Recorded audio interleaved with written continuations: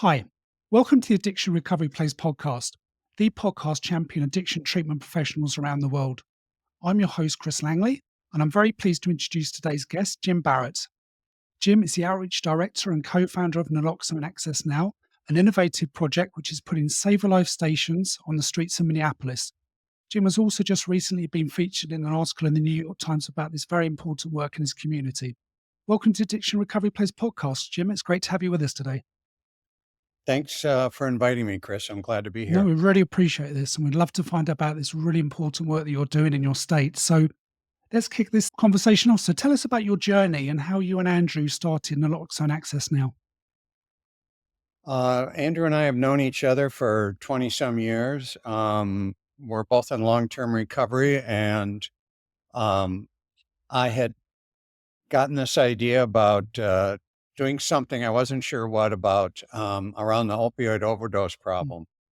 Um, I had retired a couple of years ago, and after that, I started working with Americorps as a recovery project coordinator, and got a little more deeply involved and learned more about the issues around overdose and opioid addiction and that type of thing, and found it extremely frustrating that the number of deaths has been rising since 2010.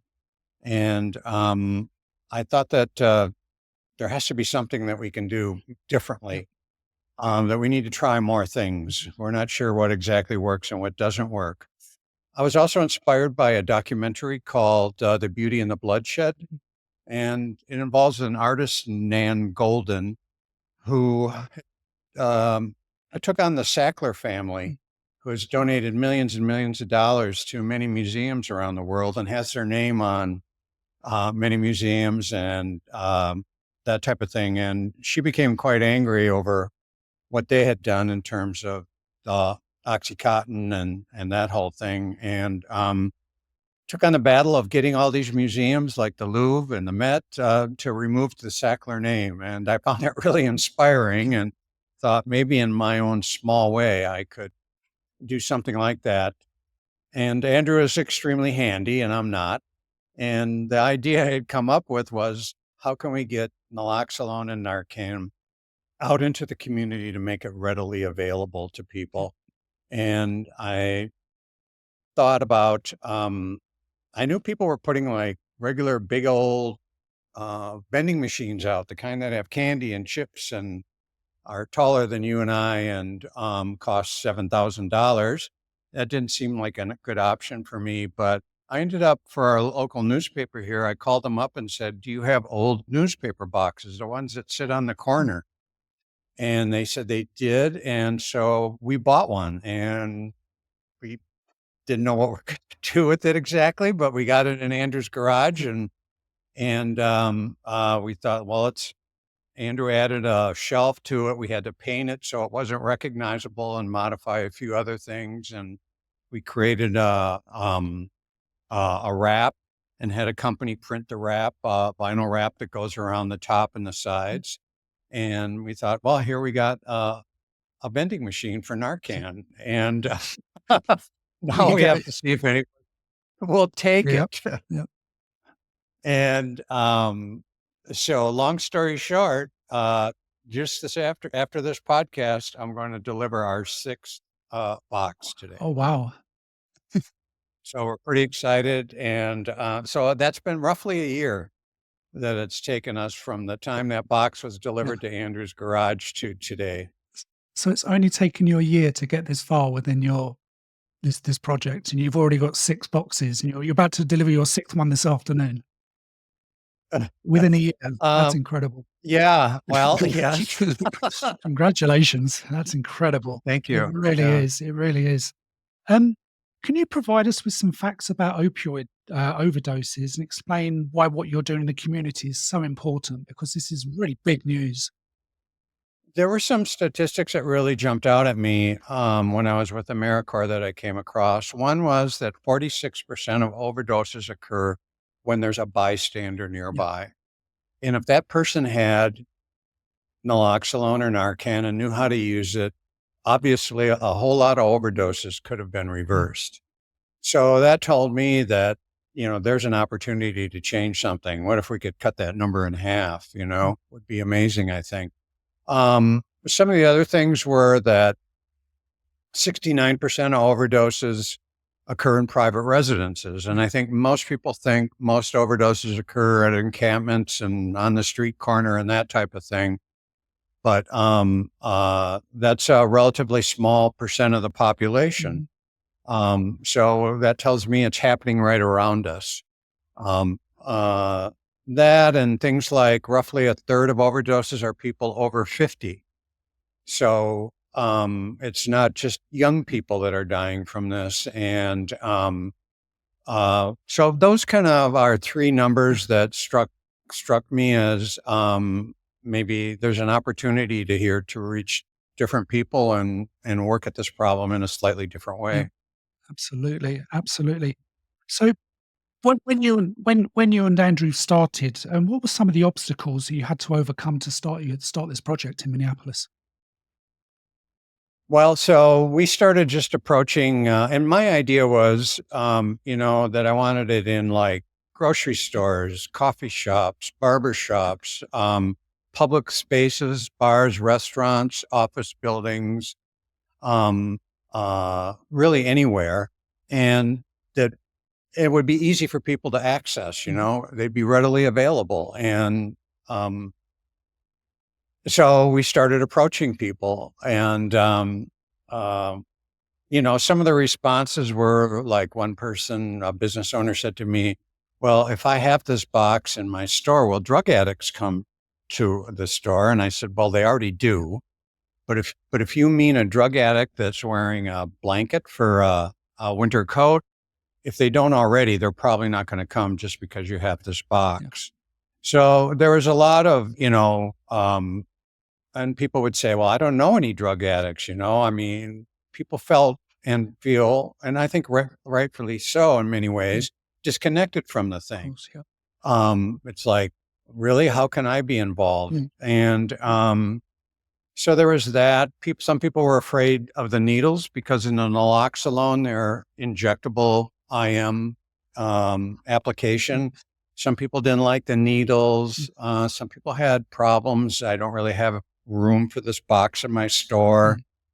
A lot of different things. And it's just a really different concept. No one wakes up in the morning and says, gee, where can I get a Naloxone vending machine? Sure. Nobody's boss ever said to him, today I want you to find a Naloxone vending machine.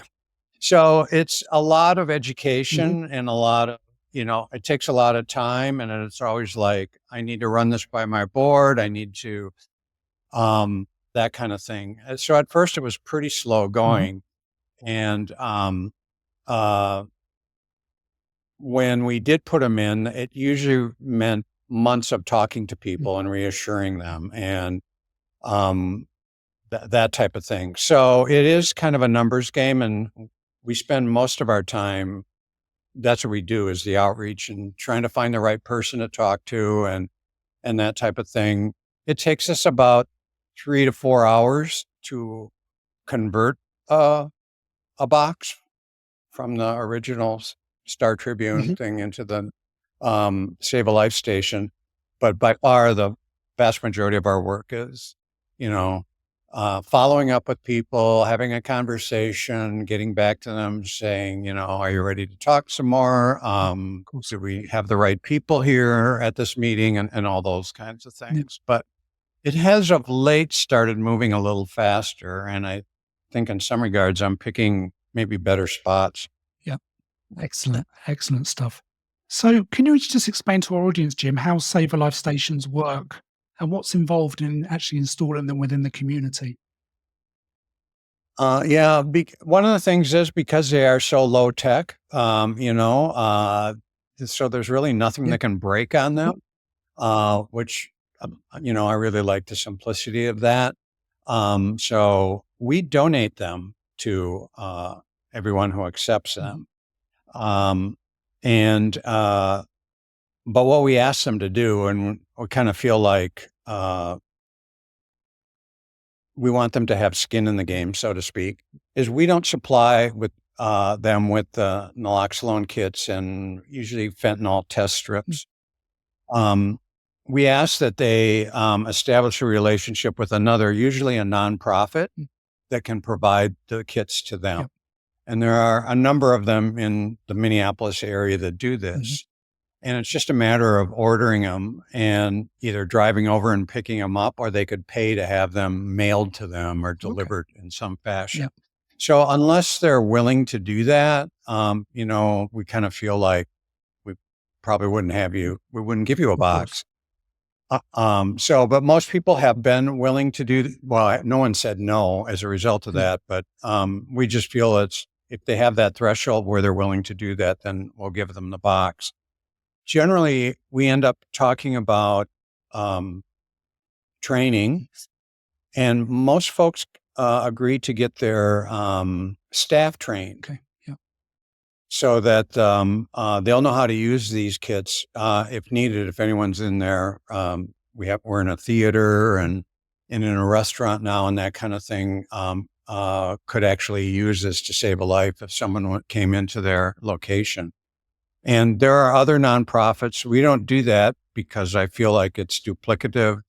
And there's lots of other organizations that are more than happy to come in and do the training. So we try and work with as many other community partners as we can to support this. And so then we can just stay focused on doing outreach and trying to find the next place that'll take a box. Wow.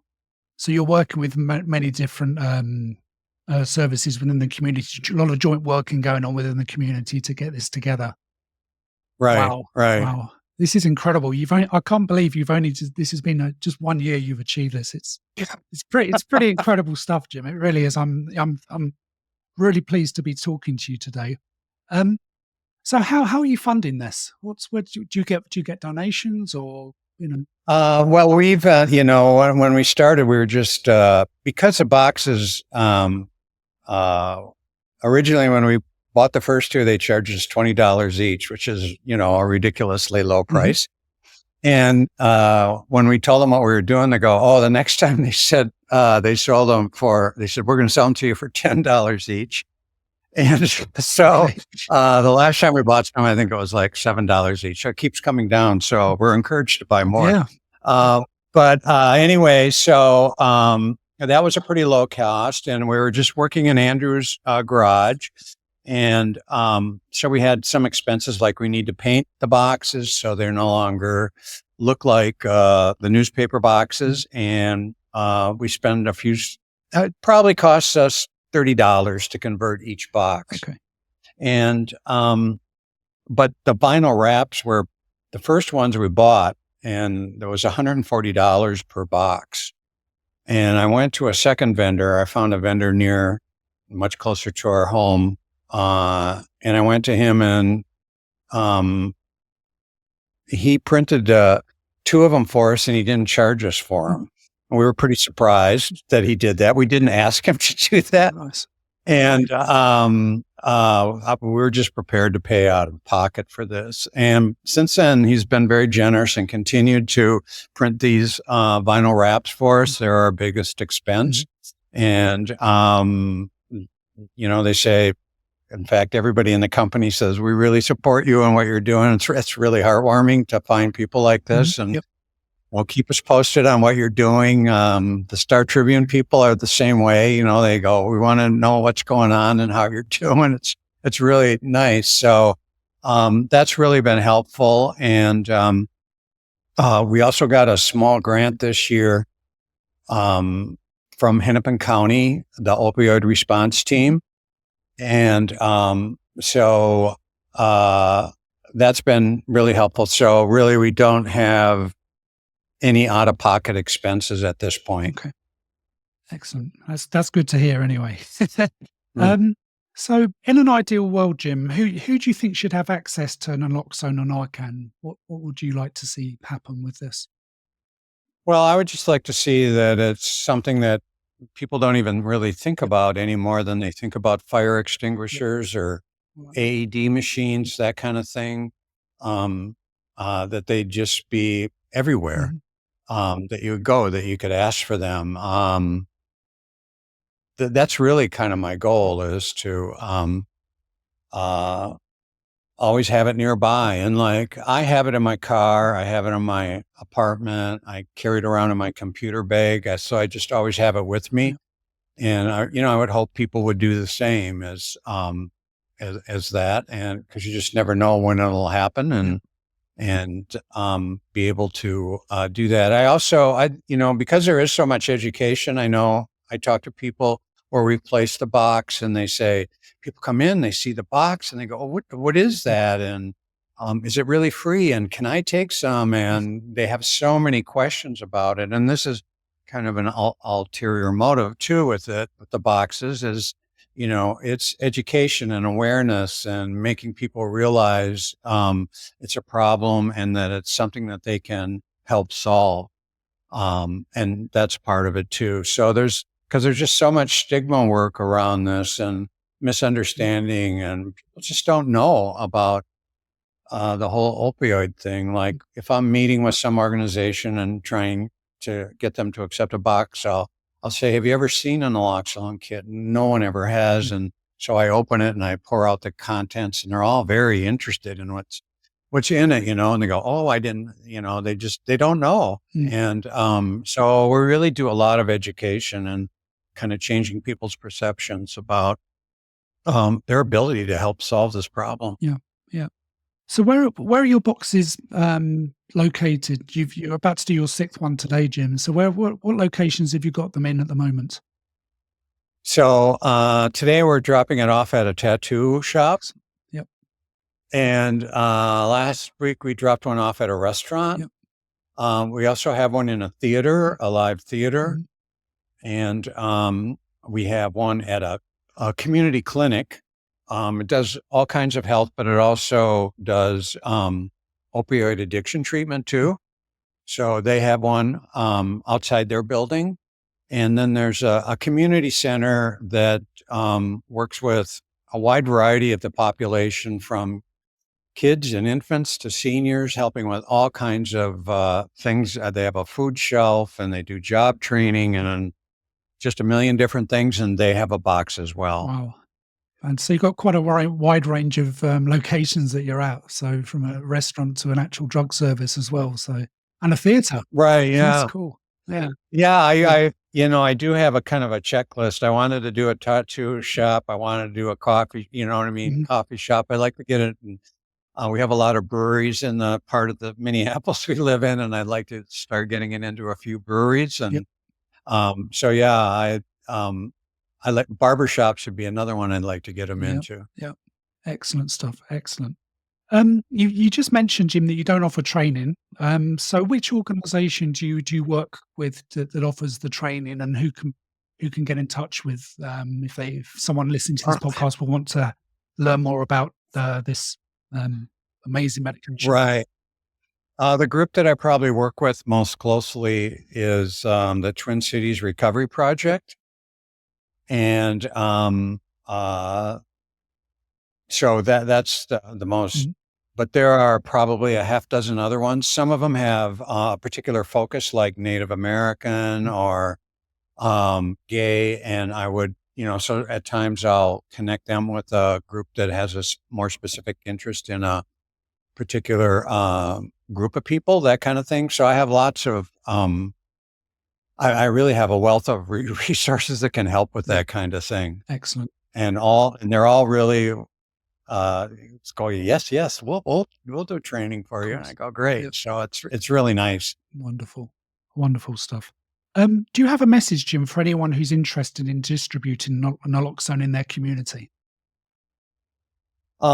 Yeah, well, I guess I have to say our model's pretty good, because it's just, low cost, buying these used. And I have to believe that you can find these, call the local paper in your neighborhood. They probably, just because, print is kind of gone out of style, and it's mostly digital, and they seem to have a lot of these boxes available. And what's cheaper than $20, or even that. And so that's, to me, is the real low cost way of just getting started. Yep. And I hope that it just spurs people into, I mean, there's lots of different ways. We've talked to some people about buying something and modifying it like a wall mounted device. Now we would probably have to buy that new, but it would, it wouldn't be thousands of dollars like a regular vending machine, but it could just be something higher up because one organization was concerned about kids getting the needles and the kits. And so if they're up on the wall, that would probably avoid that kind of thing. We're not, if, like I say, we would be flexible and help people find another way to distribute it if our box didn't work for them for some reason. So we're not just saying take it or leave it, but we'll help you figure out another means. So I think that there's probably even maybe some simpler ways of distributing these. You could buy some kind of box and nail it to a telephone pole, I suppose, and and keep it filled with kits, something like that. That there's a million different ways to really do this. I think we're lucky enough to find that this way worked pretty well for us. And I do like the size of these boxes; they're hard to miss, and people seem to really notice them and respond to them, which is also part of the deal. Yeah. Yeah. Well, I think you've definitely nailed the model. There's no question about that. Yeah, I think that's worked well for us anyway. Absolutely. But and I would just say, try it. I mean, like I say, we just bought one box and it was like, can we get one person to take this and then we'll try again, and that's been our model. And if it didn't work, we'd go, well, I don't know, we'll try something different. There's lots of ways to work on this problem. And if this wasn't the one, we'd probably try something different. Most definitely. Lastly, Jim, can you tell our listeners how best to contact you and your service online if they wanted to speak to you? We have a website, which I'm really grateful for, because that's something that a friend of mine works for a web development company and they donated it to us. Wow. So we've been really lucky to have so many people looking out for us. And it's Naloxone Access Now. That's a mouthful, I know. Naloxoneaccessnow.com. Perfect. And there's a form on there. You can fill it out, and I'd be glad to discuss with anyone ideas for what I think will work and what some of the obstacles are. And you do have to be patient, and it takes time to get people to think about. It's a new way of thinking about things, and not always readily embraced. But yeah, indeed, I'd be glad to help anybody who wants to do something like this where they live. Wonderful, wonderful. Last question, Jim. Is there anything that you'd like to mention I've not asked you, or is there any? Have you got any plans for the future, or are you just going to keep going with what you're doing and build from there? Well, yeah, we're going to keep going. We're starting to, it seems like, pick up speed of late. And now we have a kind of different problem of how do we, like maybe we need to find a space other than Andrew's unheated garage to do this in. And because now we might want to do like 5 or 6 of these at one time, that type of thing. So there's some of those kinds of issues. Which I would say they're growing pains, and that's great. They're great problems to have as far as I'm concerned. So that's a direction we want to go in. And I just hope that other people will say, even if they're around the Minneapolis area, I'm going to do it this way or that way, or I'm going to try it, I hope people copy it or modify it and do it their own way and do it all over the country. And that's kind of what I wanted to do, is get people used to the idea like, yeah, we should have one of those in our business or something. That's really the goal, is what I'd like to see happen. Yeah, totally agree. Jim, it's been a real pleasure to speak to you today. And I've really enjoyed hearing about the great work that you're doing. It's very inspiring, and I'm sure people listening to this would feel the same way. So thank you for what you're doing, because you're saving lives and you're making a real effort in your community, and you're having a big difference in what you're doing. And I'm really glad to have you on the podcast today. And thank you so much for joining me. Thanks so much for having me, Chris. I really appreciate it. Thanks very much indeed. Thanks, Jim.